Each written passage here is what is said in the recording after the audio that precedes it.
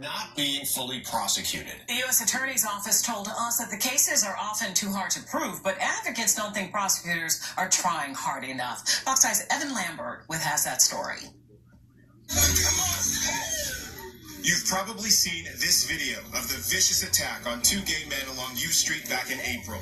Police say the suspects, who haven't been caught, used gay slurs while punching and kicking the victims. On Memorial Day weekend, police say this man used a homophobic slur and punched a man in the face near 14th Street and Rhode Island Avenue Northwest. These crimes are just two of 156 reported hate crimes against LGBT people in the district since 2016. We wanted to know how often the perpetrators of these crimes are being held accountable under the law. So we analyzed the cases of 43 defendants arrested and charged by police over the last 2 years with crimes that involved hate or bias against LGBT people. Our analysis found that 0 out of 43 defendants charged were prosecuted to the fullest extent of the law, which calls for 1.5 times the sentence based on a hate crime. Just 16% of the defendants ended up being charged with a hate crime by prosecutors. And in 49% of the cases, the charges were dismissed either through a pretrial diversion program or because the prosecution dropped the cases. It really creates a culture of impunity because people they know they can come from outside the region and find targets. I see this as something that is part of their healing. Ruby Corado founded Casa Ruby, a drop-in center and safe space for LGBT people in Northwest.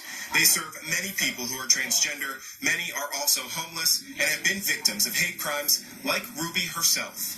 I suffered an attack where a person left me for dead in the living room of my own apartment. And I didn't even show up for court because I was so wounded. What frustrates Ruby and other advocates is the inability to hold people who are arrested fully accountable. The U.S. Attorney's Office declined an on-camera interview with Fox 5. They did email a statement saying in part, quote, "The U.S. Attorney's Office is committed to investigating and prosecuting individuals who carry out bias-related crimes in the District of Columbia," end quote. The legal threshold, beyond a reasonable doubt, is tougher to meet than the standard for police to arrest someone for a hate crime based on probable cause. The U.S. Attorney's Office did say they are prosecuting 6 individuals with hate crimes committed over the last 2 years, and they are seeking the hate crimes sentencing enhancement, including on 4 defendants charged with the robbery and murder of 22-year-old Daniqua Dodds. Dodds, a transgender woman, was shot in the neck on July 4th, 2016 in Northeast. No one wants to live in a city where you yourself can become a target one day.